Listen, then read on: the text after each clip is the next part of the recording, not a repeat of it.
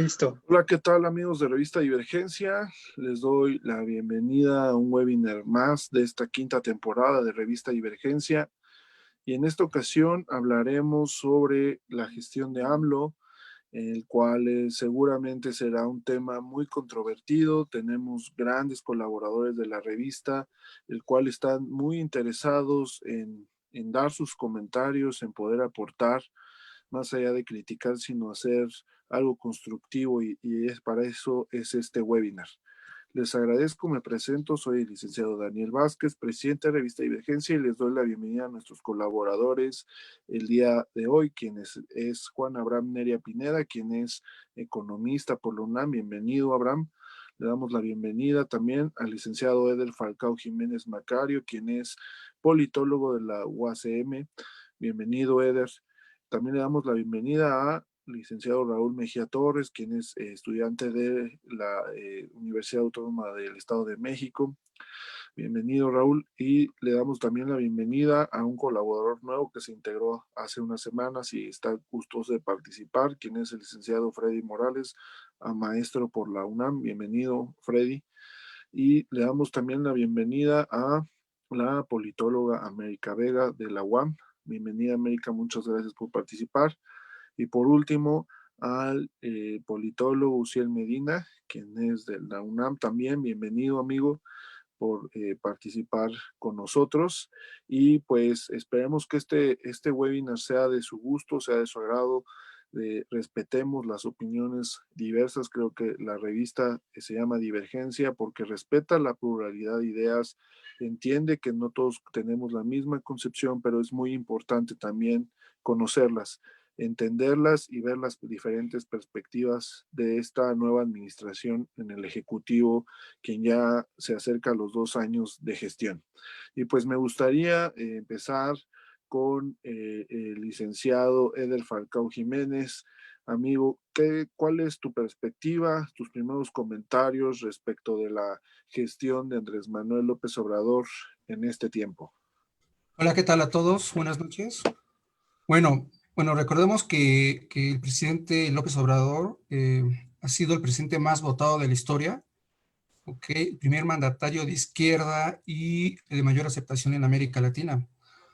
Ahora, desde que AMLO asumió el poder el 1 de diciembre del 2018, su poder y su influencia se ha maximizado. Por ejemplo, se ha visto reflejado en el poder legislativo, tanto en la Cámara de Diputados como en la Cámara de Senadores. Las decisiones y las propuestas del presidente en un 90% han sido aprobadas.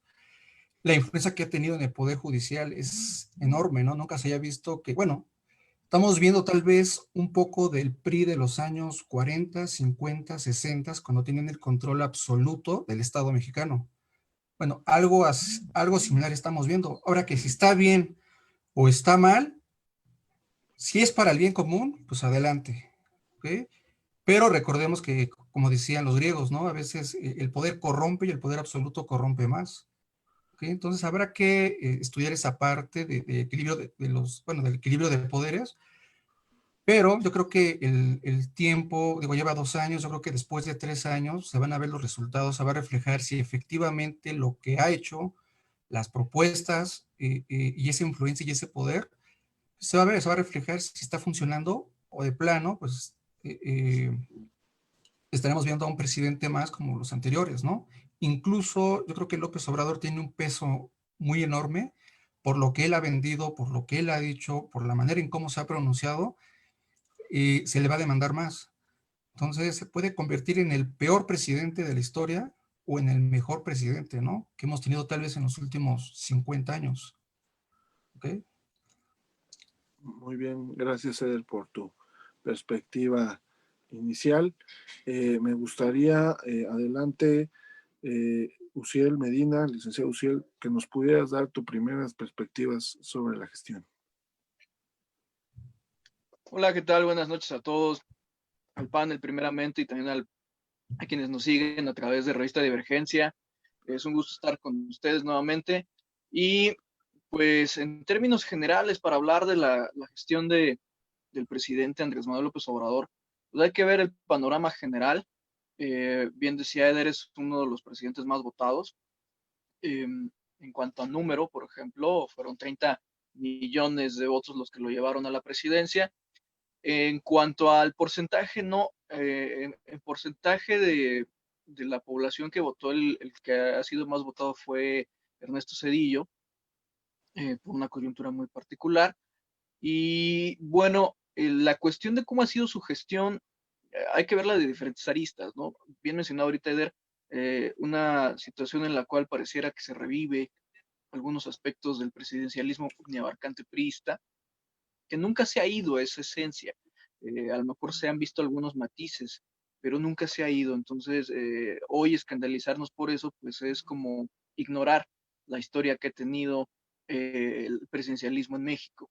Eh, Creo que ha sido una gestión bastante buena en términos generales. Tienen algunos detalles que habría que revisar con profundidad y criticar, pero en general ha sido una gestión muy buena porque, por un lado, ha simbrado al sistema político, ha puesto en una situación de que ciertas instituciones necesitan reinventarse. Creo que para estos 2 años que han transcurrido, hablar del papel que ha tenido México a nivel geopolítico es bastante interesante, es muy buena. Por ejemplo, podríamos mencionar eh, el gran acierto que fue no reducir en los números que se pretendía la producción de petróleo y que la hayan aceptado en la OPEP y que inclusive Estados Unidos haya intervenido para salvar la situación de la producción. Creo que fue un gran movimiento. La firma del Tratado de Libre Comercio con Estados Unidos y con Canadá, el TEMEC, eh, creo que fue un paso bastante interesante que rompió expectativas e incluso hoy promete ser una nueva, una nueva forma de ganar inversión en México. Eh, Creo que también ahorita habría que hablar mucho de los programas de infraestructura y verlos a ese nivel geopolítico. Por ejemplo, la cuestión del Tren Maya, la refinería de Dos Bocas y el corredor transísmico, que va a ser muy importante para detonar eh, la economía regional y que podría atraer mucho a Centroamérica hacia México y convertir a México hoy en una de las principales eh, áreas de inversión que podrían estar comerciando entre el Pacífico y el Atlántico, y que bueno, hoy no, tal vez no se alcanza a ver esa dimensión por el efecto de la pandemia. Sin embargo, en los próximos años podría convertirse en un nuevo polo de desarrollo que, por cierto, hasta antes de esta gestión el sur estaba olvidado. Entonces hay que rescatar también esa cuestión de que hoy el sur sureste está en el mapa, que tiene inversión pública y no solamente una política extractiva, como ha sido desde muchos años atrás, donde solamente se ocupaban los recursos como el petróleo, pero no se invertía en ellos y más bien se les daba más importancia al Bajío y al norte. Eso creo que es bastante bueno y hoy estamos ante una coyuntura bastante interesante donde el clamor popular, donde la voz popular empieza a tener un poquito más de juego, cosa que no se veía antes, y que sería muy interesante hoy profundizar en cuál va a ser el efecto que tiene lo que podríamos decir que son los pininos de una democracia más participativa que representativa. Entonces creo que eso es algo que habría que ponderar en medio de estas circunstancias complicadas.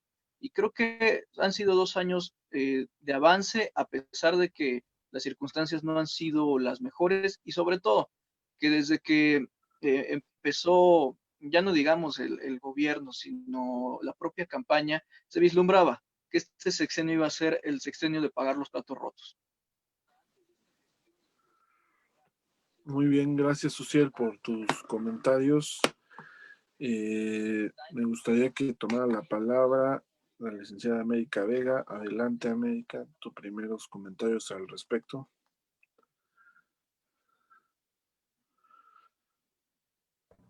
Hola, buenas noches. Es un gusto estar con ustedes, con mis compañeros panelistas, con la audiencia Divergencia. Bien, se han dicho muchas cosas de la gestión de nuestro presidente. Durante pues 2 años es tiempo relativamente corto para hacer ya un comentario como tal de qué tal ha ido manejando su gobierno. Yo creo que ha estado lleno de claroscuros, ha hecho muchas cosas buenas, es cierto. Por ejemplo, la pensión de expresidentes, el apoyo a adultos mayores que continuó, apoyo no antes visto a las comunidades indígenas. Ha hecho cosas buenas, es cierto. También es sabido que ha bajado su porcentaje de aceptación durante este último año debido, entre otras cosas, a la crisis que se manejó, cómo la manejó con la pandemia, pero me parece que es un tiempo corto para hacer una evaluación como tal rigurosa de su gestión. Aún así está, pues, entrever varias situaciones que en este momento lo acosan, ¿no? Como por ejemplo el plantón que hay en el Zócalo. Pues sí, tiene muchos pros y muchos contras su gestión hasta el momento en cortos 2 años. Muy bien. Gracias, América, por tus comentarios. Adelante, Raúl Mejía, tus primeros comentarios al respecto. Ok, muchas gracias. Buenas noches a mis compañeros de la revista, igual al auditorio. Pues yo quisiera hablar de aprobación. Es Andrés Manuel el primer presidente de izquierda y es el primer presidente con mayor número de aceptación, como decía Eder en un principio. Este porcentaje de aprobación ha ido subiendo y bajando durante este tiempo. A principios de su gobierno había un porcentaje de aprobación muy alto donde 8 de cada 10 personas aprobaban su gestión. Algo que golpeó mucho a este gobierno fue el intento fallido para capturar al hijo del Chapo Guzmán, Ovidio, y esto redució ese porcentaje de aprobación de 8, bajaron a 10 personas que aprobaban su gestión. Sin embargo, todo este tema también de la pandemia, de la administración de la pandemia, ha disminuido este porcentaje de aprobación alrededor de unos cuantos meses. Sin embargo, Andrés Manuel vuelve a recuperar ese porcentaje prácticamente como en una semana por dos cuestiones muy importantes.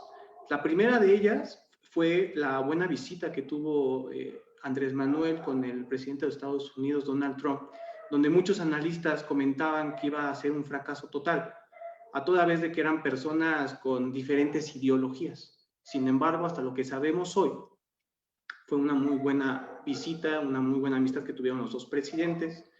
Y en segunda fue la detención de Emilio Lozoya, que esto benefició totalmente el eje que trae el presidente de la República, el combate con la corrupción. Estaríamos hablando de que el porcentaje de aprobación más bajo que ha tenido Andrés Manuel durante estos 2 años de gobierno fue del 42. Sin embargo, en esa semana que yo comentaba, había perdido alrededor de 8 puntos. Sin embargo, los recupera enormemente. Empezando el 1 de septiembre, el presidente Andrés Manuel tenía un 54% de aprobación, un porcentaje muy bueno que yo creo que ningún presidente ha tenido. Sin embargo, en los primeros días de septiembre, del 1 al 15 aproximadamente, baja su porcentaje, pero solamente baja un 0.3%, algo es muy poco. Esto seguramente bajó por el tema de la rifa del avión presidencial, además de que México ya rebasa los 70,000 muertos por el tema de COVID. Sin embargo, finaliza el 30 de septiembre con un aumento de su aprobación con el 54.3, o sea que gana alrededor de 0.5 porcentaje de aprobación. Esto, según la encuesta que realizó el 2 de octubre, justamente salió el día de ayer, por Mitowski. También hablaría de los estados con mayor aprobación, que es el que el gobierno federal ha destinado mayor número de recursos para programas sociales. Entre ellos tenemos a Guerrero, que tiene un 75% de aprobación, Tabasco, Chiapas, Oaxaca, Tlaxcala e incluso el Estado de México. En los estados con menor aprobación son estados que controla la oposición, Yucatán, Baja California, Aguascalientes y Guanajuato. Como mencionaba muy bien Uciel, al principio hubo un combate enorme hacia el robo de combustible en Pemex, que se estimaba que se robaban diarios alrededor de 52,000 barriles de petróleo, y Andrés Manuel lo baja a 8,000 aproximadamente hablando. Pues esas es las cifras de las que yo me gustaría iniciar hablando. Y hasta aquí dejaré mi participación. Yo creo que ya después hablaré más al respecto. Gracias, Raúl, por tus primeros datos. Adelante, licenciado Freddy, ¿qué nos puede comentar al respecto? Buenas noches, muchas gracias. Pues encantado una vez más de compartir con ustedes estas sesiones. Y pues también agradezco tanto el espacio, sobre todo por lo que comentábamos al principio, de los espacios de participación que se están abriendo, ¿no? Y sobre todo esta divergencia que hace excelente uso de la palabra de nuestra revista para exponer diversos puntos de vista. Pues sí, la gestión del presidente Andrés Manuel efectivamente puede tener muchísimas aristas. Hemos conocido de estos 2 años que efectivamente el gobierno, el presidente inició con una aceptación abrumadora. Y yo creo que hay parte de la legitimación que tiene el propio gobierno para tomar decisiones como las ha tomado. Yo en lo particular aplaudo sobre todo el hecho de que prácticamente la mayoría de las promesas de campaña del presidente Andrés Manuel se han estado cumpliendo, cosa que en secciones anteriores no se había visto con tal claridad, y sobre todo en los proyectos más importantes que fueron el eje rector de su campaña presidencial. Hablemos lo que ya todos conocemos, el Tren Maya, el avión presidencial, el nuevo aeropuerto internacional, el combate al huachicol, y cada uno de estos temas tiene distintos aspectos que pueden considerarse buenos o pueden considerarse malos, pero independientemente de eso es que el presidente sí los está cumpliendo. Sí ha procurado, por ejemplo, el tema del Tren Maya, al margen de lo que se pueda comentar precisamente, por ejemplo, lo que más suena, el tema de un ecocidio, por ejemplo, ¿no? Igual, el muy cuestionado, la venta del avión presidencial. Tenemos seguramente muchos en mente los diversos comerciales de proselitismo que se estuvo realizando pues precisamente para la campaña, en donde lo que principalmente se estuvo anunciando era la venta, ¿no? De este avión. De igual forma, el cierre que fue incluso el cierre del aeropuerto, del nuevo aeropuerto internacional de la Ciudad de México, incluso fue un tema también muy, muy curioso, porque incluso fue tan arrollador el triunfo de Andrés Manuel, que la gestión de su cancelación incluso se estuvo gestando antes de que tomara posesión el 1 de diciembre. Y bueno, igual ya lo comentaba mis compañeros, el combate al huachicol, que también es un tema que de igual forma se aplaude, por supuesto. No sé, es una situación que no se debió tolerar desde hace muchísimos años, y que lo tomó con gran interés el gobierno de Andrés Manuel. Ahora, todo esto, lo que en un principio, un primer acercamiento que pudiéramos tener precisamente, o en lo particular que yo tengo, es que sí se están cumpliendo, sí se observa un cumplimiento de esas promesas de campaña. Punto. Y aparte, el tema de si efectivamente se puede considerar la forma en que se realiza, la forma adecuada, la forma correcta, el impacto económico que estas decisiones toman, tanto al interior del país como en el extranjero, es una situación que, bueno, no nos alcanzaría realmente el programa, este programa para dilucidarlos. Lo que sí quisiera yo resaltar, y antes de concluir esta primera intervención, es la gran relevancia y trascendencia que ha tenido o que tuvo y que tendrá precisamente la decisión que tomó apenas este jueves la Suprema Corte de Justicia de la Nación con relación a la consulta popular. Creo que nosotros como mexicanos aún no hemos en general comprendido el gran tema que se discutió en la Suprema Corte de Justicia, la gran relevancia de esa decisión, el hecho de que hayan sido 6 ministros del máximo tribunal del país que hayan decidido avalar una decisión presidencial contra 5 que, pues que dieron sus razones jurídicas y bueno, un poquito también adelantándome, las cuales en lo particular yo también comparto de estos 5 ministros. Pero bueno, eso es el margen pues de la discusión que yo creo que va a continuar en esta emisión. Muy bien, gracias, licenciado Freddy. Y vamos a continuar con Abraham Neria. Adelante, amigo, tus primeros comentarios. Hola, muy buenas noches a todos los ponentes y sobre todo a los que ven nuestra transmisión por Facebook y comenten, por favor. Bueno, hemos estado escuchando a nuestros compañeros diciendo que no hay que juzgar tan duro a Andrés Manuel, que Andrés Manuel está haciendo bien las cosas. Efectivamente, no. O sea, Andrés Manuel siempre se queda a medias. O sea, me están diciendo la venta del avión presidencial. No se vendió, él mismo lo dijo. Me están diciendo el huachicol. Que no se mencione en las noticias no significa que no siga existiendo. También la parte del desarrollo del sur.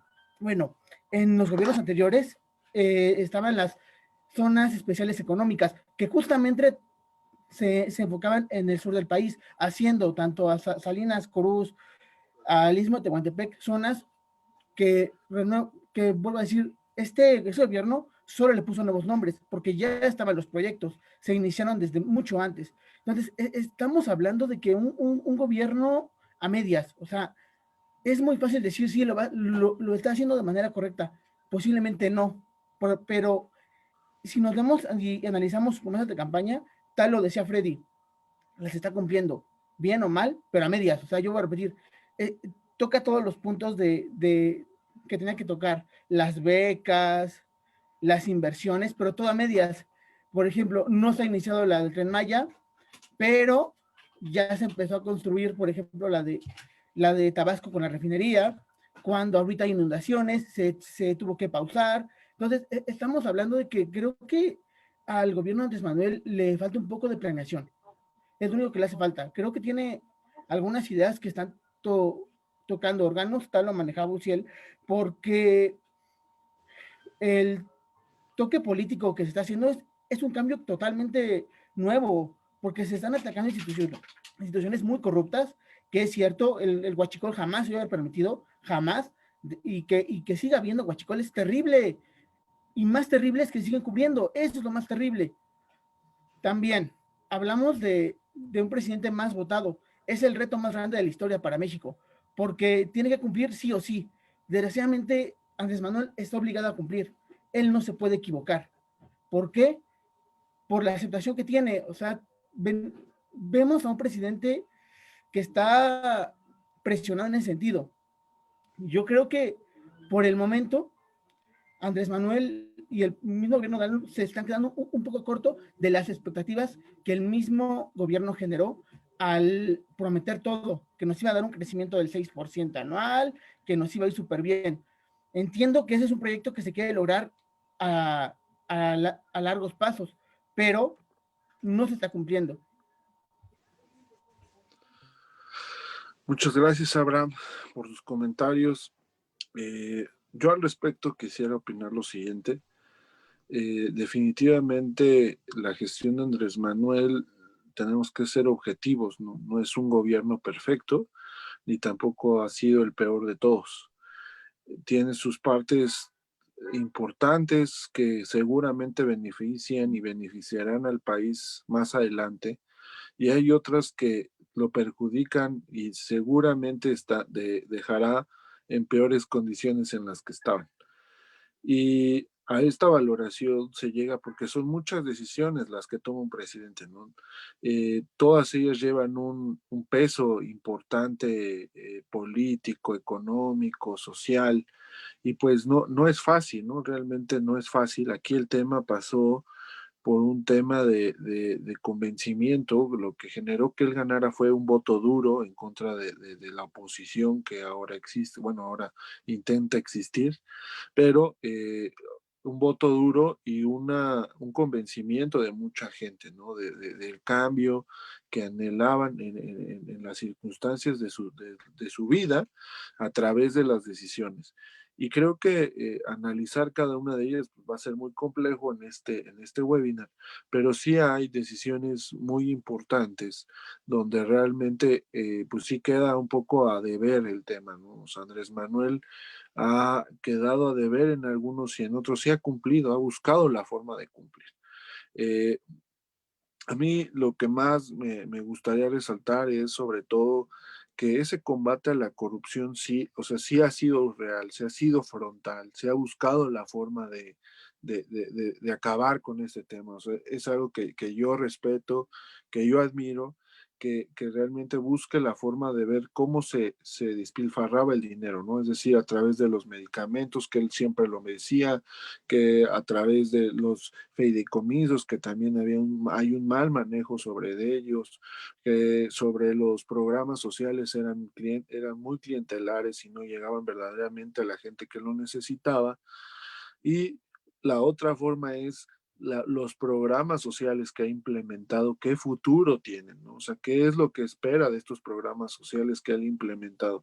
Creo que en esta parte de la intención es buena, pero creo que también tiene un poco de fondo, pues que no, realmente no va a lograr esos objetivos porque están mal estructurados, o sea, no es de una buena intención.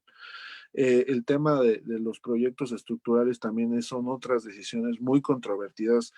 Él prometió dar de baja el proyecto del aeropuerto de Texcoco, lo cumplió, y buscar otra alternativa, ¿no? Realmente por el despilfarro, por lo que significaba, y creo que también eso fue muy importante, ¿no? La Auditoría Superior detectó múltiples irregularidades en ese aeropuerto que de continuar realmente hubiera sido muy alarmante para nosotros. Pero también yo siento que también Andrés Manuel ha jugado a veces un papel de querer engañar a la gente en cuanto a los verdaderamente alcances que él pudiera tener, ¿no? Y lo podemos saber, lo podemos ver con la rifa del avión, que no fue del avión, lo podemos ver con una consulta popular que busca que realmente es en el estricto Estado de Derecho no tiene ningún alcance que pueda enjuiciar a un expresidente que ya lleva más de 12 años de gestión y que realmente busca jugar un poco con la demagogia, prometer a la gente cosas que no va a alcanzar. Entonces, esta es mi primera participación y me gustaría quién de ustedes seguimos continuando con este tema. Adelante, licenciado Freddy.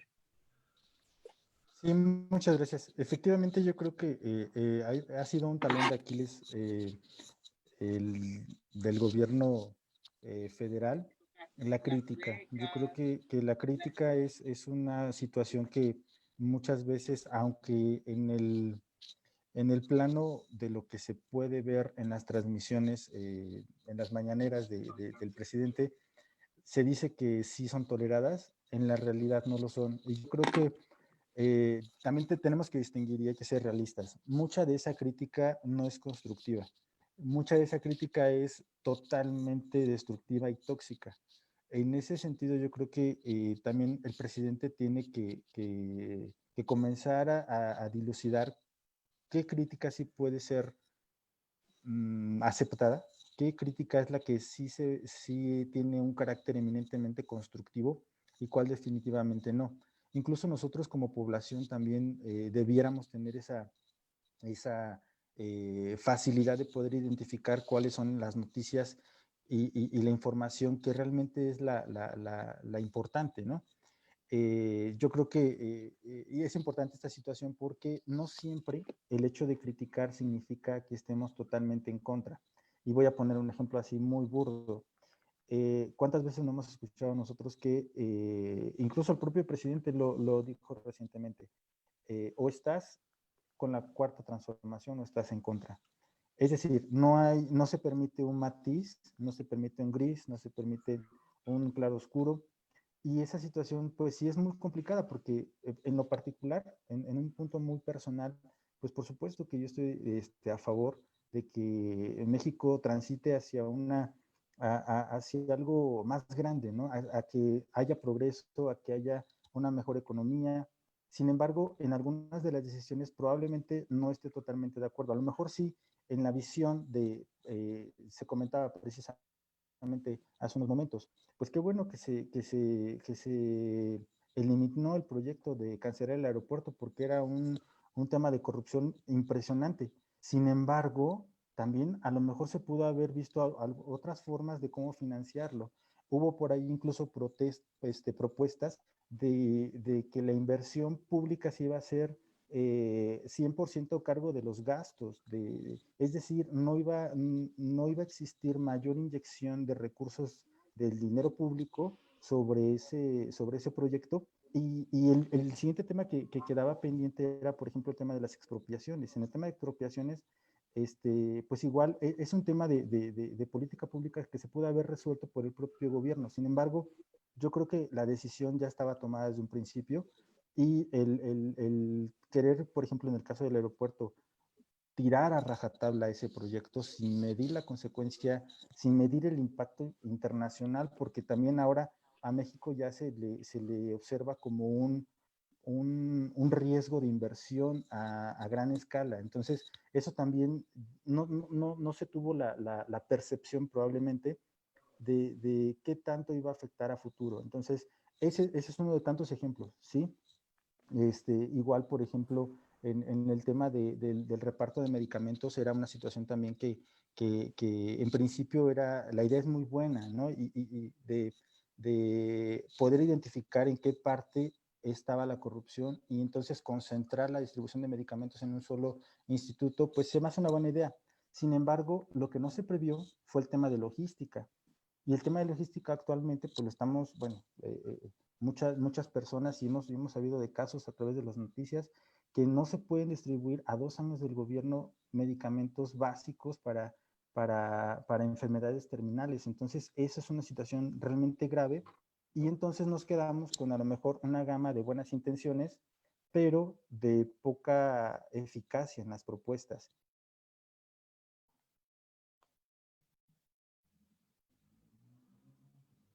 Sí, definitivamente tienes mucha razón. Hablar de la gestión, sobre todo económica, el tema, muchas veces dicen, la crisis sanitaria la cual estamos viviendo afectó más y evidenció más que las cosas no se estaban haciendo bien. Y es un tema que me gustaría ponerlo con ustedes en debate. Porque acusar a la crisis sanitaria realmente también no se me hace justo. Es decir, fue algo no previsto por la mayor cantidad de países en el mundo. Y México no iba a ser la excepción. Definitivamente creo que ha actuado de forma adecuada, pero también el manejo de la crisis en sí genera un problema y no fue una forma adecuada, ¿no? Cómo se llevó a cabo. Eh, los números están ahí, ¿no? No hablemos de cifras, la verdad de tener un control exacto también es pedir una locura, pero son temas que son muy importantes de analizar en este webinar. No sé si quien quiera participar, adelante, a América y después Uciel, amigo.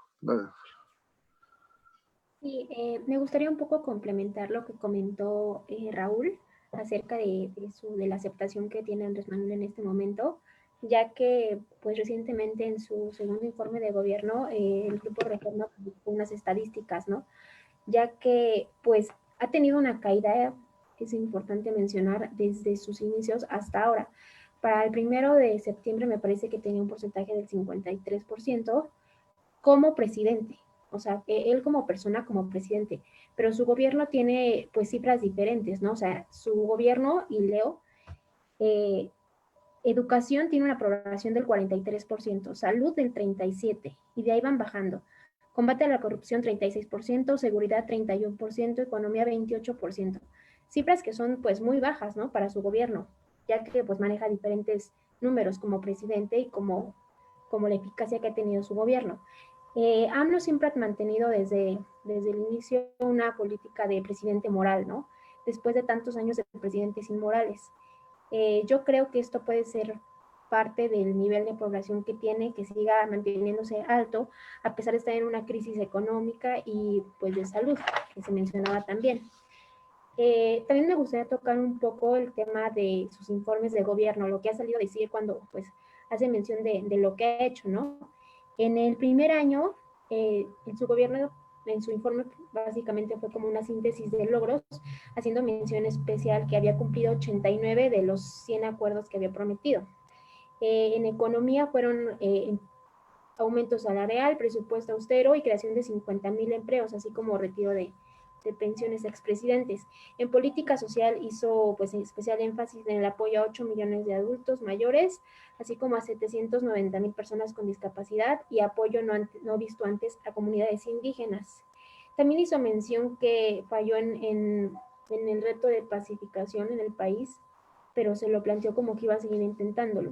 Lo que no mencionó fueron las 33,000 personas asesinadas en el país durante su primer año de gestión, que ha sido la cifra más violenta de la historia, ni el aeropuerto de Texcoco, que mencionaba Daniel, una pérdida de 22 millones de pesos, que bien se pudo haber replanteado, como decía Freddy, hacia otra, pues ya otra manera, otra estrategia de manejarlo, no precisamente cerrarlo de golpe, ni la enorme percepción de inseguridad por parte del país en general, específicamente en mujeres. Entonces creo que pues sí ha sido un año, como dicen ustedes, de buenas intenciones, pero que han quedado en eso, ¿no? A mí me gustaría hablar más de inseguridad, de lo que se vive en el país, desde un punto de vista pues personal, como mujer.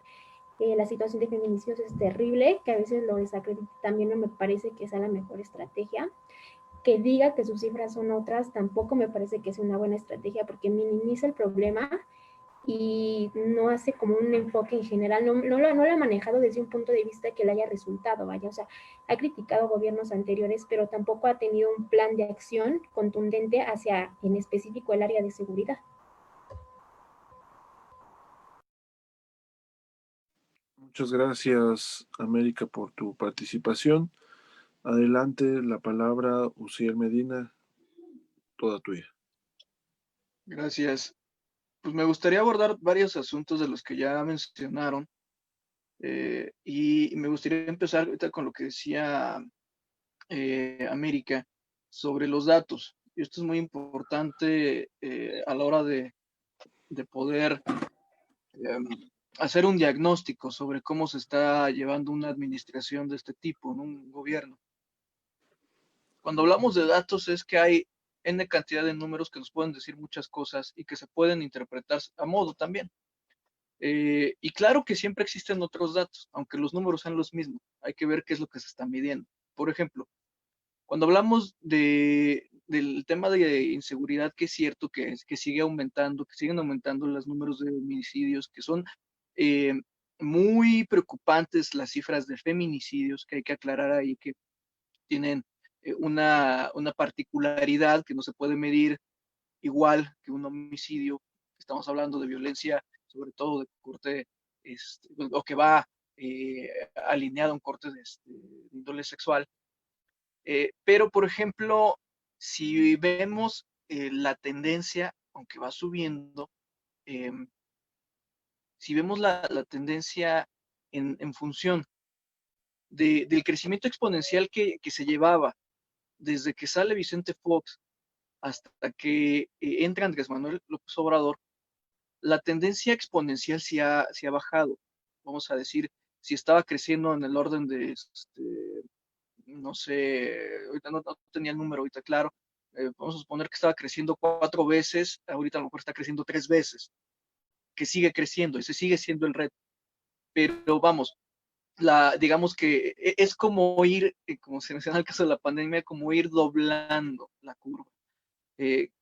Van a terminar en este sexenio, yo no lo sé, no lo creo, yo creo que podría pacificar al país, podría llevarse hasta 12 años más, porque hay que ver que la cuestión de la violencia en México es multidimensional y multifactorial. Por ejemplo, en el gobierno de Calderón se atribuía a que este incremento de violencia se daba porque los miembros de los cárteles estaban matando entre ellos, cosa que no era cierto. O sea, sí se mataban entre ellos, pero también había ejecuciones extrajudiciales que también se vieron durante el gobierno de Peña Nieto, donde mataron inocentes, donde desaparecieron inocentes, hoy siguen desaparecidos. Pero también se fue descomponiendo el tejido social. Si hoy vemos, si vamos comparando cómo ha ido, por ejemplo, en el caso de los feminicidios, cómo ha ido evolucionando del gobierno de Calderón a la actualidad, pues nos vamos a dar cuenta, digo, ese es un parámetro muy interesante para revisar, porque nos vamos a dar cuenta de que desde que empezó a haber impunidad en el tema de los homicidios y que empezó a hacerse esta bola de nieve tan grande, cada vez se fueron haciendo más crueles las ejecuciones. Entonces, ¿cómo sanar a la sociedad y cómo sanar ese tejido social que hoy está lastimado? Pues ese va a ser el reto, ¿no? Y creo que una parte muy interesante era hablar de usar la programación social para desarraigar a esa base social que tiene el crimen y para empezar a motivar hacia tener actividades mucho más pacíficas, ¿no? Ahora, cuando mucha gente se ríe, ¿no? Cuando dice hay que hablar con las mamás y con las abuelitas, pues es que eso es cierto. Hoy vemos que las familias están descompuestas en nuestro país y que el núcleo donde empieza la violencia es la familia. Eh, Hoy, por ejemplo, con la pandemia, y que sí es algo que hay que criticarle al presidente, al decir que todo estaba tranquilo en los hogares, cuando subió el número de llamadas de alerta y de emergencia por violencia doméstica, pues eso es algo que hay que identificar. Hoy los hogares se han vuelto más violentos, entonces podemos desplegar muchísima estado fuerza, ¿no? Policías, cámaras, patrullas y todo lo que queramos, pero si no se soluciona la violencia desde el hogar, muy difícil va a ser parar estas cifras alarmantes, porque lo que empieza en el hogar se reproduce en la calle. Entonces, creo que ahí vamos a tener todavía mucho camino que recorrer. En el caso del aeropuerto, hay que mencionar algo muy interesante en materia de corrupción, que si bien cuando iba el 40% de la base de la primera fase, porque estaba planeado en 3 fases, apenas iba el 40% de la primera fase y ya se habían gastado 3 veces el presupuesto original de todo el proyecto. Pero eso realmente no era, yo creo que lo más alarmante, si se estaba encareciendo más o si estaba fugándose dinero a través de los contratos o de las empresas que estaban ahí colaborando. El verdadero problema de corrupción del aeropuerto de Texcoco es que el aeropuerto no era el verdadero proyecto. El verdadero proyecto era el Aerotropolis, que era crear toda una ciudad alrededor de ese aeropuerto. Y ahí quienes iban a ganar, pues es estas inmobiliarias, el cártel inmobiliario que existe y que ha sido difícil hoy parar. Y que, por cierto, qué curioso que justamente este sector de la industria fue el que de pronto empezó a decrecer cuando se empezaron a revisar uno por uno los contratos en materia de infraestructura, de obra pública. Ahora, esta Aerotrópolis no solamente era la cuestión inmobiliaria, iba a causar un daño ecológico y un daño a la sustentabilidad de la zona oriente del Valle de México, porque iba a generar un problema tanto de inundaciones como de escasez de agua potable en al menos 13 localidades alrededor del aeropuerto. Y de eso casi no se habla. Eso, quienes salieron a defender el proyecto de infraestructura porque decían que iba a ser muy moderno y que nos iba a poner a nivel internacional ahí como una gran obra, pues se les olvidó decir esa parte, que si de por sí hoy tenemos un gran estrés hídrico en la zona metropolitana del Valle de México, el aeropuerto, o más bien, más que el aeropuerto, la aerotrópolis iba a generar una crisis aún mayor de sustentabilidad hídrica en esta región. Por cierto, este aeropuerto en Texcoco fue un proyecto que se empezó a ver en los años 70 y que a finales de los años 70 se vio como inviable, precisamente por esa situación de la sustentabilidad hídrica. Y en contraste existía ya un proyecto que era el Sistema Metropolitano de Aeropuertos y que consistía en hacer de la Ciudad de México, entendiendo que es una ciudad policéntrica, es decir, que tiene muchos nodos, tener 5 puntos donde se pudiera conectar la ciudad. En este caso era el natural, el Aeropuerto Internacional Benito Juárez. Era abrir un aeropuerto que después sí se hizo en Cuernavaca, el de Toluca, y justamente el Aeropuerto Internacional de Santa Lucía, que era utilizar esa base militar para convertirla en un aeropuerto de talla internacional, conectarlo después con el aeropuerto de Puebla, hacer de Pachuca una central de repostaje y habilitar la pista que hay en Atizapán para utilizar vuelos de baja escala. Entonces, pues están obedeciendo ese proyecto que ya existía desde hace muchos años y que estuvo parado. La cuestión del huachicol, se ha hablado de que el robo de combustible en general, vamos a hablar por ejemplo de gasolinas de diésel, sí se ha reducido un 94%. El que está un poquito fuera de control es el robo de gas LP. Pero hay que irnos un poquito más para atrás, porque el gas siempre ha sido un problema. Desde que se privatizó el gas siempre ha sido un problema y hay mucha violencia alrededor del gas. Hay enfrentamientos entre gaseros, entre los piperos, que hoy creo que también queda pendiente en cómo se va a resolver esa cuestión. Y ya para cerrar un poquito esta segunda intervención, porque ya creo que me estoy comiendo parte del tiempo, hablaban hace ratito de que hay desconfianza en la inversión. ¿Desconfianza según quién? Porque en la reunión que hubo después de la firma del TEMEC, pues se habló con muchas empresas para que invirtieran en México. De hecho, sigue habiendo empresas que han manifestado su interés de invertir en México. Pero si vemos, o si nuestro parámetro va a ser la calificación que nos da Standard & Poor's, esta otra Moody's o Fitch, pues hay que ver cuáles son los intereses que hay detrás. No hay que olvidar que la Unión Europea aplicó sanciones contra estas tres calificadoras por especular y por hacer daños muy, muy dramáticos en la cuestión de cómo se medía la deuda o cómo se medía el interés de la inversión, y que nunca supieron decir realmente cuáles eran los intereses que había detrás de esa especulación. Entonces no hay que hacerle caso a las calificadoras. Cuando tienes que las calificadoras te están diciendo una cosa, pero otros inversionistas te están diciendo otra, pues claro que hay otros datos. Cuando hay empresas que te están manifestando que quieren participar, pues claro que hay otros datos.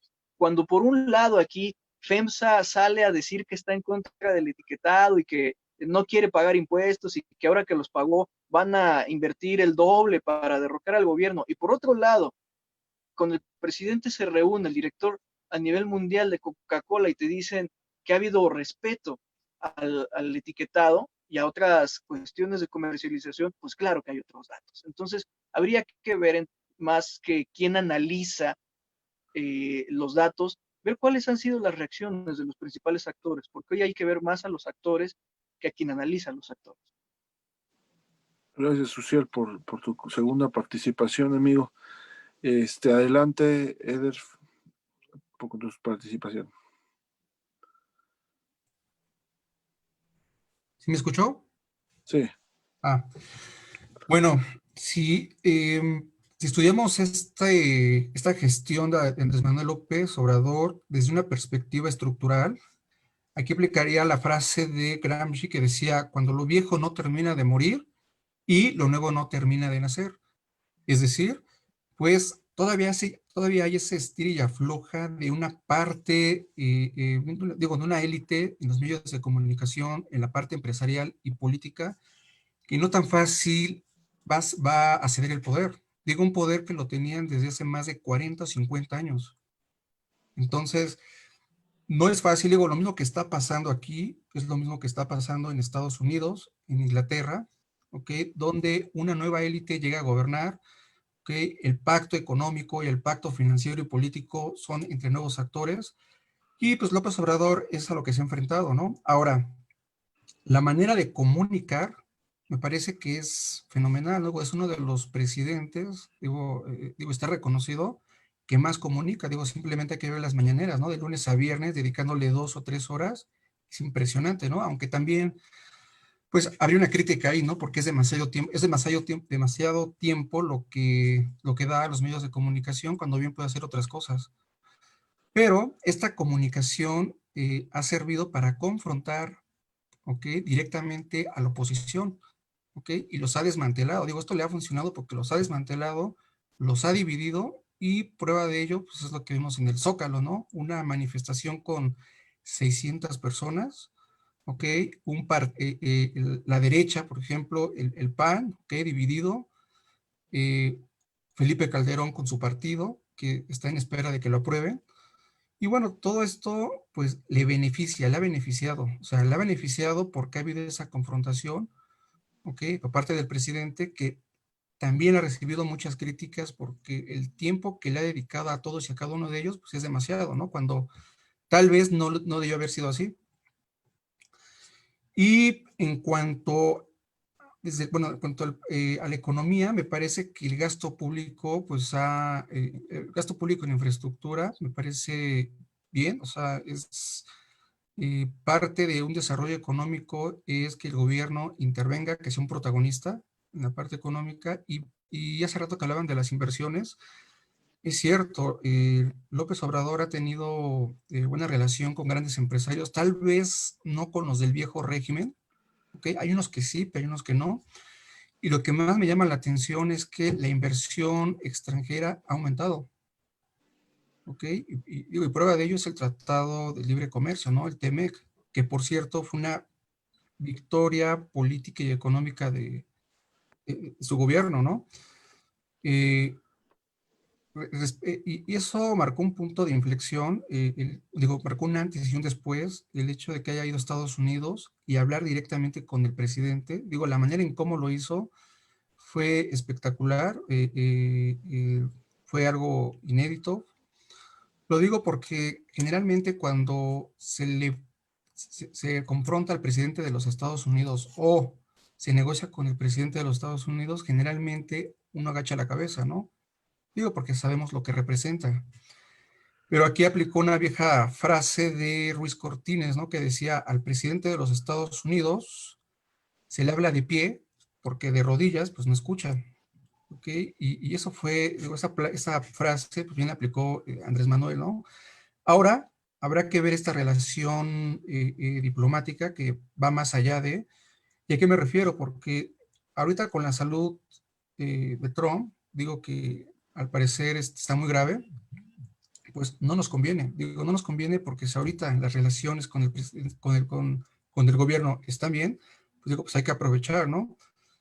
Hay que aprovechar porque no se desconoce y no se sabe de qué manera va a actuar el próximo presidente si es demócrata. ¿Okay? Entonces, bueno, esperemos que el presidente de los Estados Unidos se recupere, siga esa relación y por supuesto que gane la presidencia, ¿no? En Estados Unidos. Digo, y yo sé que habrá gente, digo, la opinión pública está muy dividida con respecto a ello, porque sabemos que bueno, las ofensas del presidente estadounidense hacia los mexicanos, pues ha sido muy, muy directa, pero finalmente es una cuestión política. Digo, del dicho al hecho hay un gran trecho, ¿no? No ha pasado nada, incluso nos ha beneficiado. Digo, apenas Andrés Manuel festejó el porcentaje de remesas que se recaudó en los últimos 2 años con respecto a los gobiernos anteriores. Pues quiere decir que a Estados Unidos le está yendo bien económicamente y por ende a nosotros. Esa relación pues, debería de cuidarse, ¿ok? Y en cuanto al manejo de la información, pues bueno, yo creo que a pesar de que se está todas las mañanas comunicando, a veces la información es ambigua, ¿no? A veces la información no llega como debe ser, tal vez también por los medios de comunicación contrarios a él, que en muchos de los casos tergiversan la información. Y yo creo que esa parte sí le ha fallado. Luego, ser más asertivo en la parte de la comunicación cuando se trata de aplicar una política pública. ¿Ok? Porque de repente su secretario dice una cosa, de repente dice otra, etcétera, etcétera, ¿no? Entonces, eso es muy importante, el manejo de la información. Muy bien. Muchas gracias, Eder. Definitivamente no estamos ante un gobierno sin errores. Yo creo que el fracaso de la cuestión opositora es que pues criticar lo criticable, ¿no? Es decir, no esperaban, no sé, al menos ellos esperaban un Andrés Manuel perfecto, ¿no? Y no lo es. Y las observaciones son pues, lo criticable, lo que no va a generar un impacto. Y es por una mala interpretación de las circunstancias, porque hay cuestiones verdaderamente críticas que deben de ser analizadas y que deben de estar en una crítica constante. Adelante, Raúl, tu comentario.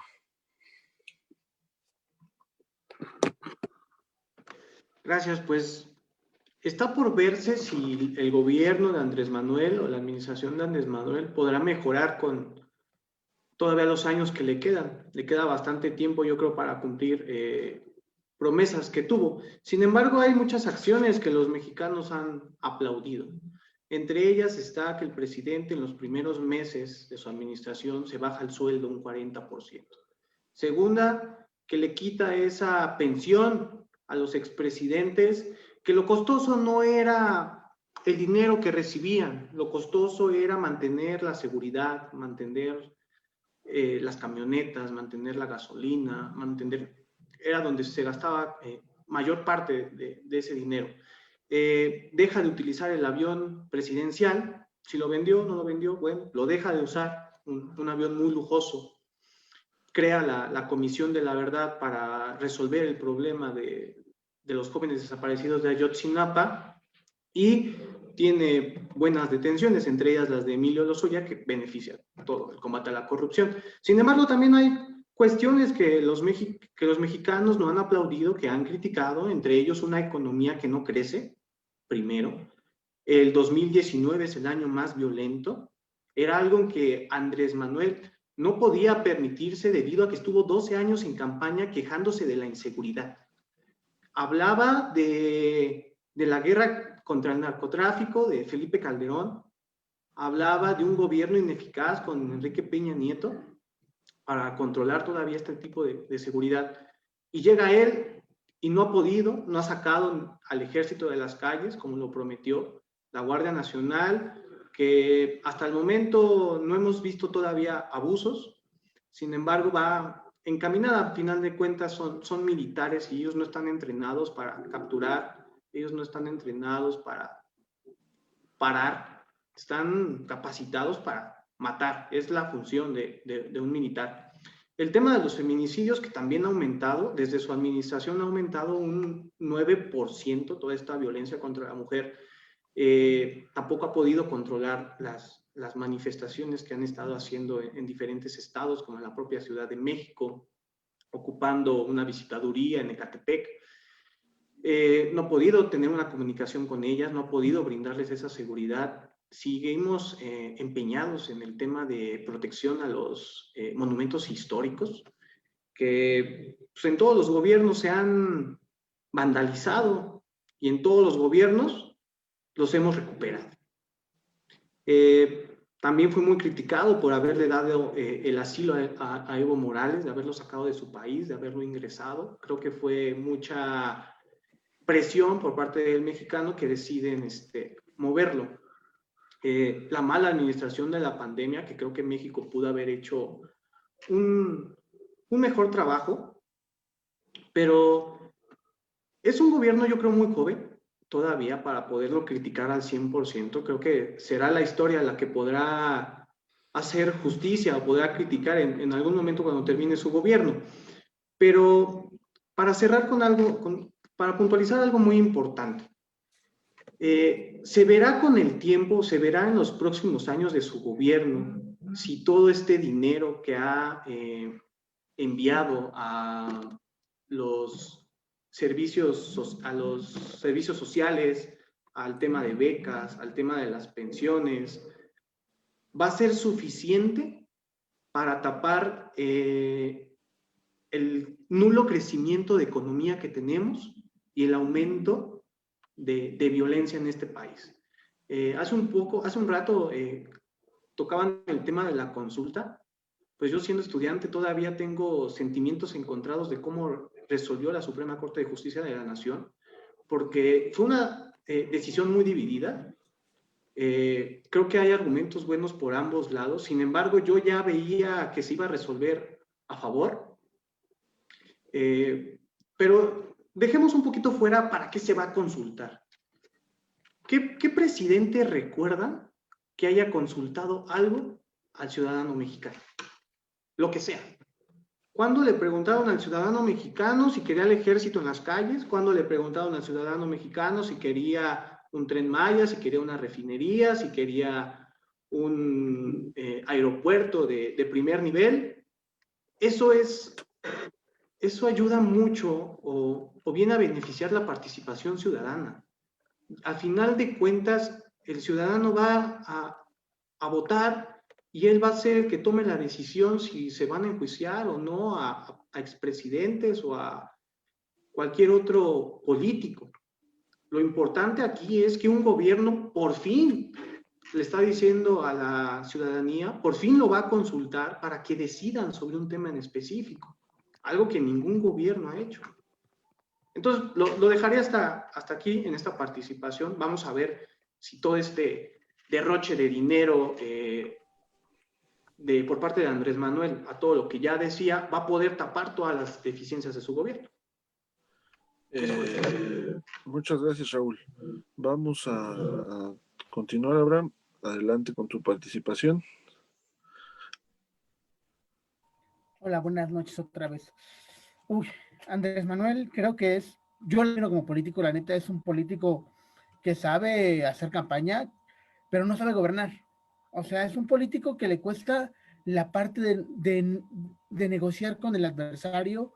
Si no estás de acuerdo, te critica. Válgase Calderón, hizo un enemigo, alguien que ya está muerto políticamente. Yo no sé cómo lo hizo, pero lo hizo. También la parte crucial y fundamental de la gran falla yo que veo en este gobierno es la seguridad. Yo sé que ha sido históricamente la falla desde Vicente Fox, Calderón, Peña, no han podido, pero este gobierno decía, vamos a cambiar las cosas. Crearon un ambiente de cambio motivador a decir, desde el primer día ya voy a cambiar. Sé que era una falacia, bueno, pero ellos solitos creo que se pusieron la vara muy alta, muy, muy alta, porque no pueden fallar, o sea, el gobierno de Andrés Manuel no puede fallar. Si falla puede ser un fracaso, ya lo mencionaron hace rato, y si logra acertar en los puntos que tiene que acertar, que son seguridad, que es economía, y para mí sería el deporte, podemos llegar a un México mejor. Pero si analizamos un poquito, porque también sería muy mala onda de mi parte decir y exigirle superdatos y supercrecimiento cuando apenas lleva año y medio en el poder. Sería mala onda y fomentaría que no se haga un análisis de manera directa. Entonces, dado un año y medio en el poder, creo que se ha quedado muy, muy, muy corto, porque las expectativas que generó son demasiado gigantes. Tan gigantes y creo que superaron al propio gobierno. Su manera de tocar, por ejemplo, en el Estado de México, hicieron una reforma de quitar regidores y síndicos con el pretexto de que reducía el presupuesto. Claro, está, si lo vemos así, pero políticamente hablando, vas a destruir a la oposición.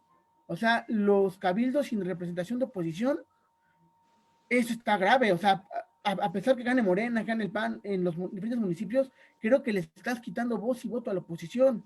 Y en un país donde hay muchos Méxicos, perder eso, Dios mío, o sea, ¿dónde está la democracia? Por un lado, aplaudes la democracia, la consulta ciudadana. Yo, igual que Raúl, aplaudo que el primer gobierno se le pregunta a la gente, pero el trasfondo político de todo es muy cañón. O sea, creo que son pequeños pasitos o pequeñas señales que la cosa no se viene bonita en los próximos años para la oposición. Y tiene que ser la misma oposición quien salga al quite o quien diga basta o dé su opinión, pero la oposición moralmente está destruida. O sea, no hay un líder que digas, yo jalo con él. No lo hay, no existe. Actualmente no hay. Creo que se necesita una oposición que esté a la altura de Andrés Manuel. Una oposición que lo rete y que le diga, ¿qué hubo, no? Aquí estamos.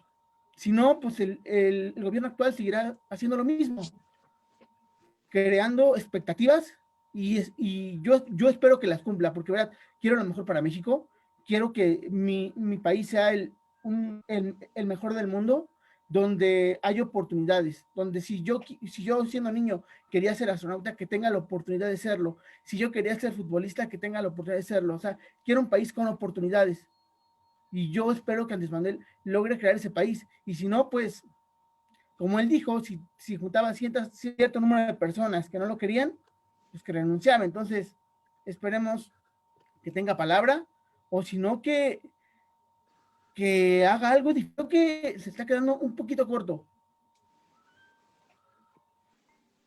Muchas gracias, Aaron. Yo lo que tengo que decir es, y es una crítica directa, es sobre la mentalidad de Andrés Manuel. La mentalidad de Andrés Manuel que no acepta la crítica, que piensa que todo lo que dice es lo correcto, que presiona a los medios de comunicación y presiona a todas las instituciones porque al final él define el presupuesto. A través del presupuesto ejerce un modo coercitivo de buscar lo que él quiere, ¿no? Y yo lo vi muy claramente hace unos días con la Suprema Corte. Una Suprema Corte que si sabe que si no se cumplía el capricho de alguien sin sentido iba a afectar forzosamente el presupuesto de esa institución y de la impartición de justicia, la cual ha buscado recortarse y ha sido un instrumento que él sabe que lo tiene y que ha abusado de ese poder que él tiene para, para que controle las instituciones.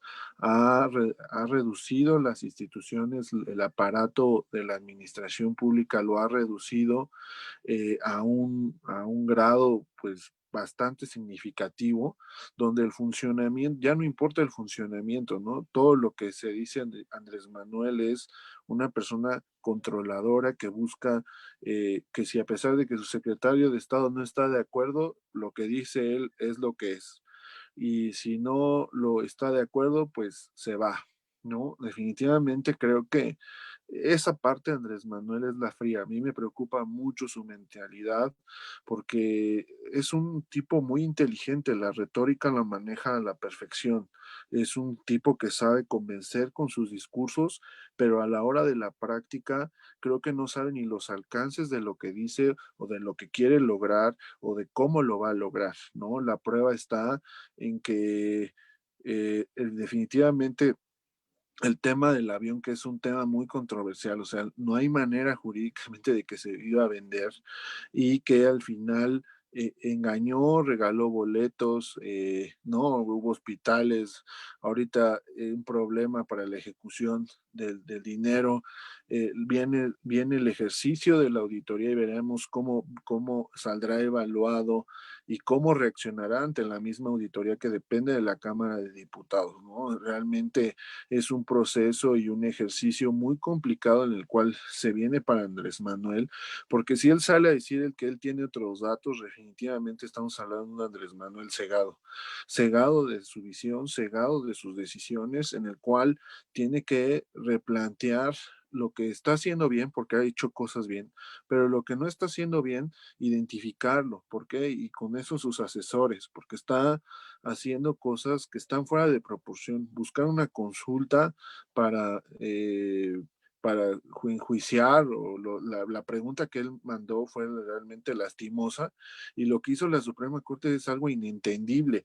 O sea, realmente yo creo que ni el 1% de la población de la pobreza extrema que seguramente va a ir a votar, lo va a hacer sin la conciencia de lo que está votando, porque maneja términos definitivamente jurídicos. Realmente creo que la mentalidad de Andrés Manuel, y eso es un tema que estaré escribiendo en mis artículos, es cómo no permite la contraria a lo que él dice, ¿no? Y lo evita y lo juzga. Y esa es una parte muy triste de un presidente y de una gestión del cual, lógicamente, ha tenido aciertos. Yo lo reconozco, pero cuando se clava en un error, lo defiende a tal grado donde realmente es lastimoso, ¿no? Es mejor que reconozca y esa parte es la que yo le pudiera criticar. Bueno, amigos, pues vamos a terminar este webinar. Nuestros compañeros de Revista Divergencia nos han dejado algunos comentarios. Me voy a tomar unos segundos para leerlos y me gustaría que cada quien de ustedes cerrara con algunos comentarios respecto de esto. Denme un segundito.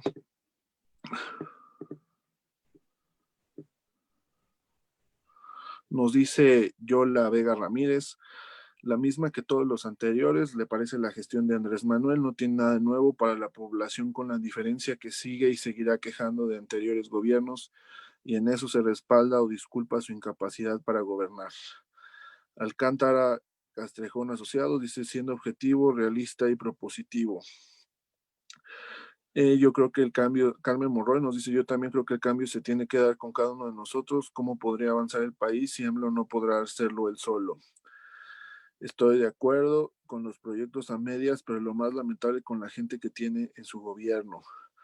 Le mandan saludos a algunos colaboradores, a Abraham, a Faredi, a Uciel. Dice Rodrigo Jaramillo, solo están justificando esta gestión, las formas en las que AMLO quiere resolver no son las adecuadas, y lo peor es que no se comporta como presidente.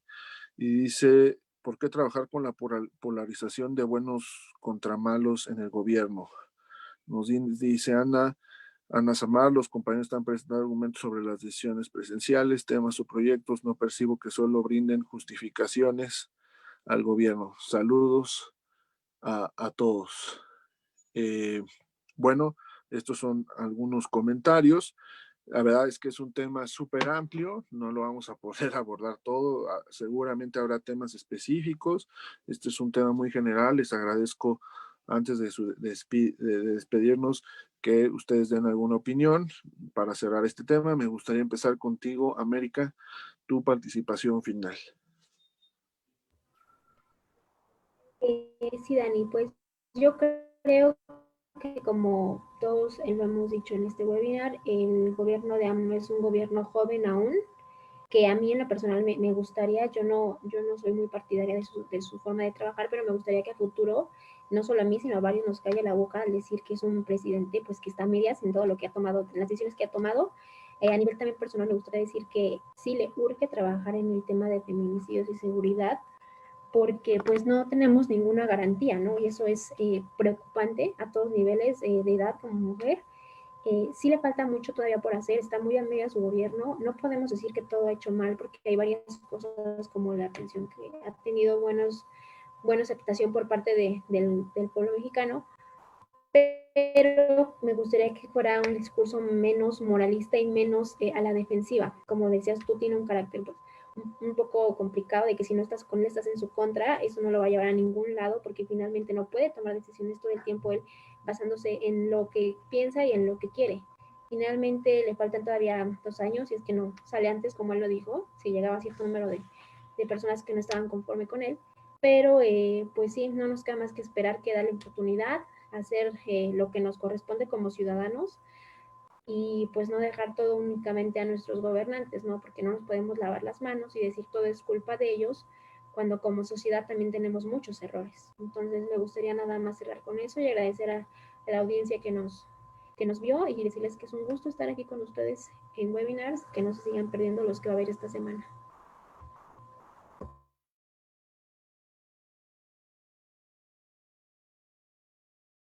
Les voy a pedir que seamos algo rápidos porque ya estamos sobre el tiempo. Adelante, Uciel, tu participación final, amigo.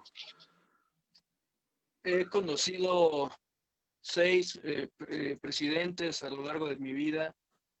No recuerdo que ninguno haya reconocido que se haya equivocado. Creo que eso es algo que es muy natural en cualquier presidente. Se habla del crecimiento económico, pero no se habla de desarrollo. Y eso es algo muy importante que hay que atacar, porque cuando el crecimiento se hace desde los grandes corporativos, pero no hay calidad de vida abajo, cuando se da un crecimiento por goteo, pues no podemos hablar de bienestar. Hoy creo que se quiere impulsar más la cuestión del desarrollo desde cada individuo, que va a ser un reto muy, pero muy grande. Decir que en estos momentos hablar de posición no es que no pudiera haber oposición o que no existiera. Creo que está en la sociedad civil, creo que el movimiento feminista ha sido uno de esos grupos de oposición. Y el problema es que la oposición institucionalizada, hablando principalmente de partidos, se olvidó de la gente. Entonces no sabe canalizar, por eso su argumentación es vana, es vacía y no logra conectar. El ejemplo claro es Frena, de la cual pues, todo el mundo se ríe, hasta muchos que son opositores a Andrés Manuel se ríen de Frena porque no tiene sustento, no tiene forma. Es preocupante que no haya una oposición real, institucionalizada, que le pueda hacer frente a algunas decisiones. Pero bueno, esa es la situación de que no se han acercado a la gente. Decir que si bien lleva poco tiempo de gobierno y que aún hay mucho que hacer, el reto de Andrés Manuel es reparar en 6 años la tragedia de más de 30 que dejó el modelo neoliberal, que a muchos les suena como algo ya repetitivo, pero es real. Es un modelo que dejó muchas fallas estructurales y que aún persisten esas fallas que se tienen que ir desmantelando. Y por último, la cuestión de la prensa. Andrés Manuel tiene hoy una ventaja que no tuvo Francisco I. Madero, y es que cuenta con un medio por el cual él se puede hacer escuchar, en este caso las redes sociales, a través de las mañaneras, con lo que no contaba en aquel tiempo Francisco I. Madero, que le dio libertad a la prensa y que la prensa lo atacó por una simple y sencilla razón. La prensa no vive de los periódicos que vende, no vive de las noticias que sube, vive de la publicidad y sobre todo la publicidad oficial que se acabó en este gobierno. Entonces no es de extrañarnos que hoy haya esa confrontación, porque al final de cuentas la prensa pues también vende. Entonces hay que ver las cosas desde el fondo, no nada más dejarnos engañar por la forma. Hay errores, sí, como en toda administración, hay aciertos, creo que más de los que se podrían haber contabilizado en otras administraciones, y al final de cuentas me voy o me despido de este programa con algo que alguna vez me dijeron cuando fue la toma de protesta de Andrés Manuel allá en el centro. Alguna vez me dijeron las personas que estaban alrededor que no esperaban de él que cumpliera todos los objetivos, que bastaba con que cumpliera uno para decir que valió la pena. Creo que hoy se están cumpliendo un poco más. La cuestión del avión presidencial simbólicamente dice mucho, el no querer participar de lo que fue corrupción en aquellos años, porque por si no lo sabían, el avión ni siquiera era de Sedena, lo compró Banobras y se lo rentaba a Sedena. De ese tamaño era la simulación de los gobiernos anteriores, y que hoy, si bien es cierto, ha costado trabajo deshacerse de él, venderlo. Hoy lo que podría rescatar de la rifa, que no era la rifa del avión físicamente, pero fue el avión como símbolo, es rescatar a la Lotería Nacional como una entidad de asistencia pública y no nada más como un organismo en el cual si le pegabas a la fortuna podías hacerte rico. Hay que romper con ese paradigma. Muy bien, gracias, Social, por tu participación. Siempre han sido buenos tus aportes, amigo. Adelante, Abraham, Neria, seamos breves, les reitero, por favor. Bueno, hablar de Andrés Manuel es hablar de un político cabrón, en el sentido de que hace lo que quiere. O sea, no hay manera de detener a ese señor. Si a él se le ocurre vender el avión, vende el avión. ¿Cómo? No sé, pero lo vende. Bueno, ya sabemos cómo lo vendió. Entonces, pero también la gestión de Andrés Manuel también se basa en los gobiernos locales. Y creo que ahí es el gran punto débil de Andrés Manuel. Los gobiernos locales creo que se han quedado, estos sí se han quedado muy cortos. Porque solo, por desgracia, han servido para crear clientes. O sea, se les reparte a zonas donde su voto ganó, donde su voto, no es que no quiero decir así, a zonas morenistas, ¿no? Pero para eso sirven los gobiernos locales, para Andrés Manuel, para replicar cosas que no van a funcionar, o que sí van a funcionar, pero muy a futuro, ¿no? Muy a futuro. Y el desarrollo económico, creo que hay una deuda pendiente histórica con el país. Jamás, en los 30 años que llevo viviendo, jamás he gozado de un país sin crisis, jamás. Y creo que no voy a gozar, ¿no? Yo espero que este gobierno no se quede corto, porque si no se viene la gorda en 2024. Porque ya se está armando la gorda en Morena actualmente, ¿no? ¿Se imaginan lo que va a pasar en 2024? Va a estar muy bueno y entonces yo creo y espero que el gobierno no se quede corto y espero volver a hacer esto en 2 años más. Me encantaría hacerlo en 2 años más para ver qué hizo, qué no hizo, si se quedan a medias. Y yo creo que Andrés Manuel es tal vez la persona y el personaje que es el mexicano, ¿no? Muy, muy hablador, pero a la hora de la acción nos quedamos cortos. Muchas gracias, Abraham, por tu comentario. Habrá más webinars hablando del tema, nos vamos a ir a un poco más específico, el tema de economía, el tema laboral, y ahí seguro ustedes estarán, próximamente estaremos anunciando estos temas. Adelante, Eder, tu comentario final, amigo. Sí, rápidamente. Bueno, hace rato por ahí mencionaban que era un mal negociante López Obrador, y yo creo que no. Yo creo que todas las decisiones están fríamente calculadas y ha sabido negociar. Prueba de ello es el Tratado de Libre Comercio con Estados Unidos y Canadá. Lo hizo muy bien, ¿ok? Cosa que no lo hizo el gobierno de Peña Nieto junto con sus colaboradores. Fue un fracaso. Ustedes saben el maltrato que recibió allá. Ha sabido negociar con con los padres de los 43 desaparecidos, ¿ok? Supo negociar, supo contenerlo, y con los gobernadores, ¿ok? Con los 12, 15 gobernadores que se han opuesto a sus políticas, de alguna otra manera ha sabido negociar. Ahora, yo creo que se me hace muy prematuro juzgar ahorita y decir que es un mentiroso y un mal gobernante. Yo creo que más bien hay que entender, hay que tener el discernimiento de lo que quiere decir López Obrador, porque no es lo mismo escucharlo en las mañaneras que escucharlo en un meeting, que escucharlo por ejemplo, en la Cámara de Diputados, ¿ok?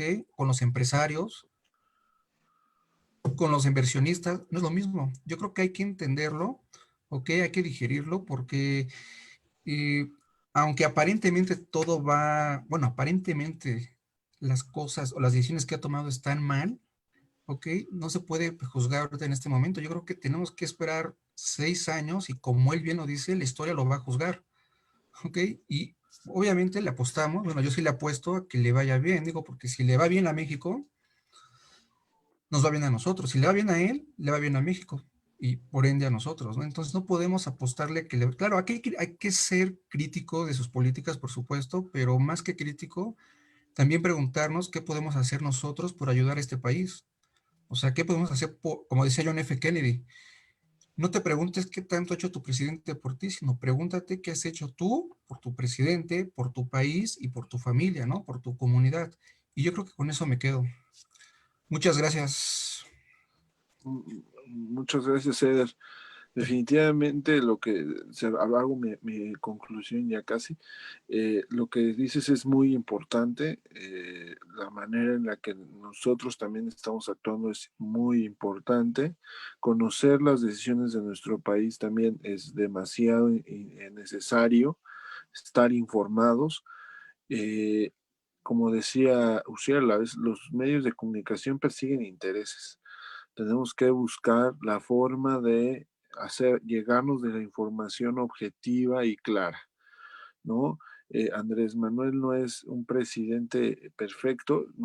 Yo deseo que le vaya muy bien, deseo que le vaya muy bien porque seguramente es para buenos resultados para México y los ciudadanos. Y nadie está en contra de eso, sino simplemente también estar informado y ese es el punto que tienes mucha razón, Eder. Adelante, Freddy, ya me falta Freddy y Raúl y terminamos. Muchas gracias. Pues yo creo que todos estamos en la sintonía que el presidente Andrés Manuel es un excelente comunicador y de eso pues no cabe en la menor duda, ¿no? Yo creo que eso es un tema de resaltar y tal vez alguna crítica que se puede hacer al respecto es que esta, esta, esta facilidad de comunicación que tiene el presidente debe ser muy cuidada. yo creo que el presidente debiera entender el alcance de cualquier comunicación que realiza. Él probablemente no ha entendido que una decisión suya, un comentario suyo, puede realmente mover masas. Entonces, yo creo que la responsabilidad en el uso de su lenguaje, en el uso de su palabra, es muy, muy importante. Y quiero cerrar esta participación con el tema que comenté al principio de la sesión, precisamente, relativo a la decisión que se toma el jueves, me acuerdo, el breve comentario comercial. En la revista está programada una reunión específica para este tema de la consulta ciudadana, pero yo creo que es importante también destacarlo. Aquí yo creo que la población debe tener muy claro que en nuestro país existe un principio de división de poderes, y ese principio de división de poderes creo que no se debiera vulnerar. La parte de nuestra esencia como mexicanos, como historia de mexicanos, es tener una república democrática, y esta está sentada sobre 3 poderes de la Unión: el ejecutivo, el legislativo y el judicial. Tristemente, vimos el jueves que pues pareciera que se estuvo más a una votación por un tema popular a un tema estrictamente constitucional. Y retomo textualmente las palabras del ministro Lainez Potisek: la justicia no se consulta, que es finalmente a la pregunta a la que se llegó después de la deliberación y de la votación de que si era constitucional la propuesta del presidente. Como lo decía el licenciado Daniel, llegó un punto en el que la pregunta en la que se va a formular al final a la población es realmente inentendible. Incluso si el objetivo inicial era juzgar a solo los expresidentes, pues resulta que van a ser todos los actores políticos, lo cual incluye propiamente al presidente actual. Entonces, y también cierro con una frase textual de la ministra Piña, y la leo tal cual se la dijo en la sesión. Dijo la ministra Piña Hernández: mi obligación no es ceder a más que las que corresponden a mi mandato de control constitucional, en tanto ministra de la Suprema Corte de Justicia. Y yo creo que ahí radica precisamente el principio de división de poderes. Yo creo que es con lo que me quedo, y con lo que también un punto para reflexionar de todas las personas que estamos en la sesión y los que nos están escuchando. Muchas gracias. Muchas gracias, Freddy. Habrá el lunes un webinar respecto a la consulta popular y seguramente estaremos abordando ese tema. Adelante, Raúl, concluye tus puntos finales. Ok, gracias. Algo que retomaba Abraham y fue muy importante sobre la reforma que se aprobó en el Estado de México para disminuir a regidores y síndicos, propuesta por el senador Higinio, que incluso la mete como ciudadano. Hay que recordarle al senador que sus deberes están en el Senado y no en el Congreso local del Estado de México, en primera. Y en segunda, hay que recordarle a ese senador que los partidos de izquierda, como Morena, como el PRD, provienen de las minorías. Siempre han estado ahí y siempre han sido aplastados por los partidos más importantes de este país. Entonces, lo que se esperaba que Morena llegara a hacer en un principio era darle más peso a las minorías, y decide erradicarlas. Hay que recordarles que el poder no es para siempre y que en algún momento, como ahorita está el PRI, que es una minoría en todos lados, pues también a lo mejor Morena llega a ser un día una minoría y se va a dar cuenta de que cometió un grave error. Pues yo concluiría con que es un camino largo todavía el que le queda al presidente. Se viene todavía la elección de 2021, donde va a haber 15 gobernaturas, de las cuales 8 son controladas por el PRI, y se cree que nada más puede ganar Hidalgo. Vamos a ver también cómo va a quedar la Cámara del Congreso de la Unión, tanto de diputados como de senadores, de los congresos locales en los estados. Vamos a ver si todavía obtienen la mayoría, o esta vez van a quedar en la minoría o a mitades. Pero un gobierno que promete mucho, que prometió mucho, que estuve 12 años en campañas y que le ha faltado más velocidad. Yo lo dejaría hasta ahí, agradeciendo a todos mis compañeros que el día de hoy están aquí compartiendo su postura y al auditorio que nos escucha. Muchas gracias. Muchas gracias, Raúl. Pues les damos muchas gracias a todos ustedes por sus comentarios muy respetables, muy fundamentados en lo que han estudiado y totalmente defendible lo que dicen, ¿no? En la diferencia de ideas siempre va a haber coincidencias y rectificaciones de lo que uno ha aprendido o que cree. Y esto es parte de este ejercicio. También para los que nos están viendo, les agradezco su participación por sus constantes comentarios y reacciones durante este video. Gracias Freddy, gracias Uciel, gracias Abraham, gracias América, gracias Raúl, gracias Ceder. Y nos vemos el día de mañana con otros colaboradores hablando sobre salud mental a las 9.